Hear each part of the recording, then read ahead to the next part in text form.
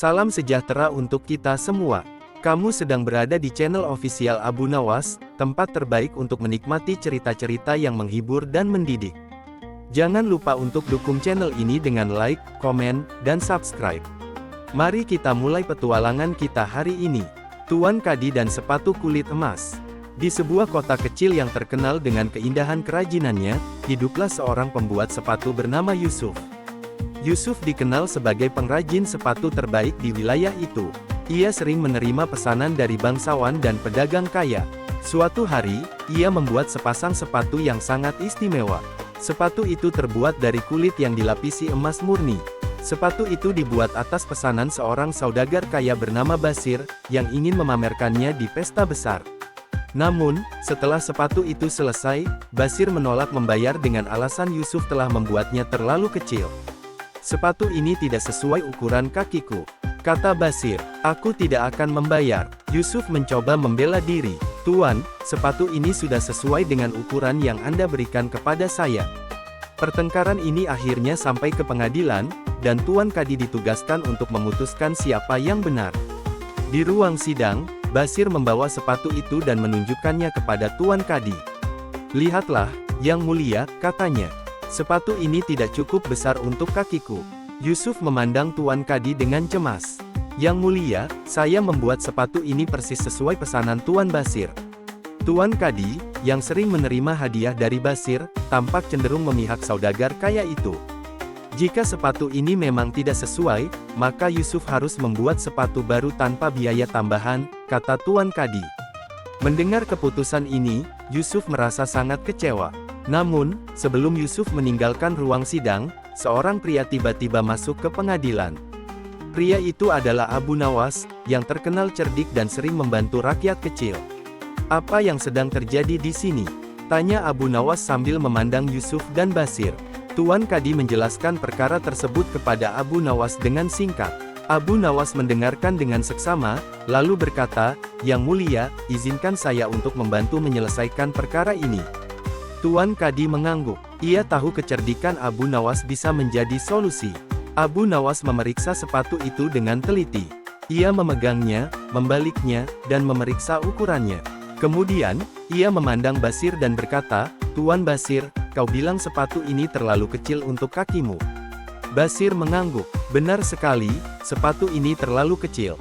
Abu Nawas tersenyum. "Baiklah, aku punya cara sederhana untuk membuktikannya." Ia meminta Basir untuk melepas sepatunya dan mencoba memakai sepatu kulit emas itu di depan semua orang. Basir tampak ragu, tetapi ia tidak punya pilihan selain menuruti permintaan Abu Nawas. Saat Basir mencoba memasukkan kakinya ke dalam sepatu, semua orang melihat bahwa sepatu itu pas dengan ukuran kakinya. Abu Nawas tersenyum lebih lebar. "Lihatlah, Yang Mulia, sepatu ini cocok dengan ukuran kaki Tuan Basir." Basir tampak terkejut dan segera berkata, tapi sepatu ini terasa tidak nyaman." Abu Nawas kembali memandang Basir dengan tajam. "Ketidaknyamanan bukan alasan untuk tidak membayar. Kau memesan sepatu ini, dan sepatu ini dibuat sesuai ukuranmu." Tuan Kadi tampak bingung, tetapi ia tidak bisa menyangkal kebenaran yang ada di depan matanya. "Baik," kata Tuan Kadi dengan suara bergetar. "Basir, kau harus membayar Yusuf sesuai kesepakatan." Namun, Abu Nawas belum selesai. Ia berkata, "Yang Mulia, ada hal lain yang harus diselesaikan." Semua orang terkejut. "Apa maksudmu, Abu Nawas?" tanya Tuan Kadi. Abu Nawas menjelaskan, Basir mencoba mempermalukan Yusuf dan hampir membuatnya rugi besar. Ia harus memberi Yusuf kompensasi atas waktu dan tenaga yang terbuang. Tuan Kadi tidak bisa membantah logika Abu Nawas dan memutuskan bahwa Basir harus membayar Yusuf tambahan sebagai ganti rugi. Basir mencoba protes, tetapi keputusan itu sudah final. Yusuf merasa lega dan berterima kasih kepada Abu Nawas atas bantuannya. Namun, sebelum meninggalkan ruang sidang, Abu Nawas menatap Tuan Kadi dan berkata, "Yang Mulia, hukum harus berlaku adil, tidak peduli siapa yang terlibat." Tuan Kadi merasa malu mendengar kata-kata Abu Nawas, tetapi ia tahu itu benar. Setelah kasus itu, Tuan Kadi mulai lebih berhati-hati dalam memutuskan perkara, karena ia tahu mata rakyat mengawasinya. Sepatu kulit emas itu akhirnya dipakai oleh Basir di pesta besar, tetapi ia tidak lagi menyombongkannya seperti dulu. Sebaliknya, ia belajar untuk lebih jujur dalam berurusan dengan orang lain. Yusuf kembali ke bengkel sepatunya, merasa dihormati karena keahliannya dan keadilan yang akhirnya ditegakkan. Abu Nawas kembali menjalani hidupnya yang sederhana, selalu siap membantu orang-orang yang membutuhkan.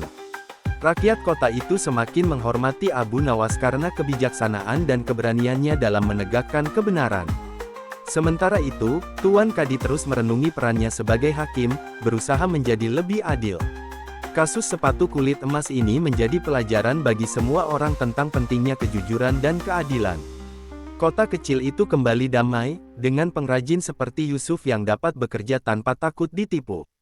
Dan Abu Nawas, seperti biasa, menjadi legenda hidup yang selalu dikenang oleh rakyatnya. Kambing hitam dan putih. Pada suatu hari di sebuah desa kecil, dua orang petani, Saad dan Jamal, terlibat perselisihan tentang 2 ekor kambing. Saad memiliki seekor kambing putih, sementara Jamal memiliki seekor kambing hitam. Kedua kambing itu sering bermain di padang rumput bersama, hingga suatu hari kambing putih hilang dari kandang Saad. Keesokan harinya, Saad melihat kambing hitam milik Jamal di padang rumput, tetapi kambing putihnya tidak terlihat. Ia segera pergi ke rumah Jamal dan menuduhnya mencuri kambing putih miliknya. Jamal merasa marah atas tuduhan itu dan berkata, "Bagaimana mungkin aku mencuri kambingmu? Aku hanya memiliki kambing hitam ini."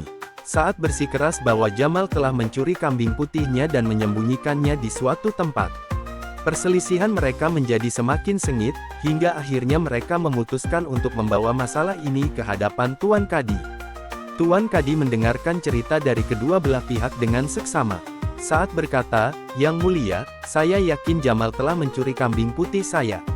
Ia selalu iri dengan kambing saya yang lebih gemuk." Jamal menjawab dengan tegas, "Yang mulia, tuduhan ini tidak masuk akal. Saya tidak mencuri kambing putih itu." Tuan Kadi memandang keduanya dan berkata, "Aku perlu bukti untuk memutuskan siapa yang benar." Namun, keduanya tidak memiliki bukti kuat, selain kata-kata mereka sendiri. "Kalau begitu, aku akan meminta bantuan Abu Nawas untuk menyelesaikan perkara ini," kata Tuan Kadi. Abu Nawas dipanggil ke pengadilan dan diminta untuk memberikan pendapatnya tentang kasus ini. Abu Nawas mendengarkan cerita dari Saad dan Jamal dengan penuh perhatian. Kemudian, ia berkata, "Yang mulia, izinkan saya untuk berbicara dengan kambing hitam itu." Semua orang di pengadilan tercengang mendengar permintaan Abu Nawas. "Tapi kambing tidak bisa bicara," kata Saad dengan bingung. Abu Nawas tersenyum. "Kadang-kadang, binatang dapat memberikan jawaban lebih jujur daripada manusia." Ia meminta agar kambing hitam milik Jamal dibawa ke depan pengadilan. Setelah kambing itu dibawa, Abu Nawas mulai memeriksa kambing tersebut dengan teliti. Ia memeriksa bulunya, telinganya, dan bahkan mengelus punggungnya dengan penuh perhatian. Lalu, Abu Nawas berkata, "Kambing hitam ini tampak sehat, tetapi aku perlu melihat perilakunya di padang rumput." Tuan Kadi menyetujui permintaan itu, dan semua orang menuju padang rumput tempat kedua kambing biasa bermain. Di sana, Abu Nawas meminta kambing hitam dilepaskan. Kambing itu berlari-lari dengan riang, tetapi tampak gelisah saat mendekati semak-semak di sudut padang. "Lihatlah," kata Abu Nawas sambil menunjuk ke arah semak-semak itu. "Ada sesuatu di sana." Beberapa orang segera memeriksa semak-semak tersebut dan menemukan kambing putih yang hilang. Semua orang terkejut, termasuk Saad dan Jamal. "Bagaimana mungkin kambing putih ini ada di sini?" tanya Saad dengan bingung. Abu Nawas tersenyum. "Yang mulia, saya yakin kambing putih ini tidak dicuri oleh Jamal." Tuan Kadi bertanya, "Jadi, apa yang sebenarnya terjadi, Abu Nawas?" Abu Nawas menjelaskan, kambing hitam dan putih ini adalah teman baik.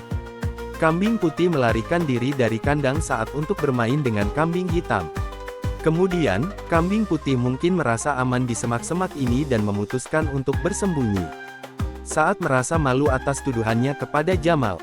"Maafkan saya, Jamal. Saya terlalu cepat menuduhmu," kata Saad dengan tulus. Jamal menerima permintaan maaf itu dan berkata, "Saya juga minta maaf jika sikap saya membuat Anda curiga." Tuan Kadi merasa lega karena kasus ini akhirnya selesai tanpa perlu menghukum siapapun. Ia berkata kepada Abu Nawas, "Seperti biasa, kau menyelesaikan masalah ini dengan kecerdikanmu. Abu Nawas tersenyum dan berkata, "Terkadang, kebenaran ada di tempat yang tidak kita duga." Kambing putih itu dikembalikan kepada Sa'ad, tetapi ia berjanji akan menjaga kandangnya dengan lebih baik. Jamal, yang merasa terhormat atas kebenaran yang terungkap, memberikan susu dari kambing hitamnya kepada Sa'ad sebagai tanda persahabatan. Kasus ini menjadi pembelajaran bagi warga desa tentang pentingnya menyelesaikan masalah dengan kepala dingin. Tuan Kadi memuji Abu Nawas di depan semua orang, membuatnya semakin dihormati. Setelah itu, Sa'ad dan Jamal menjadi teman baik, dan kambing hitam dan putih mereka terus bermain bersama di padang rumput.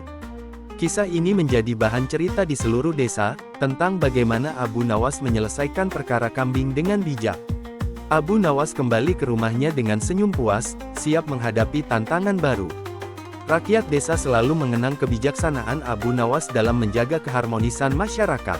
Dan kambing hitam serta putih itu, mereka tetap menjadi simbol persahabatan yang abadi.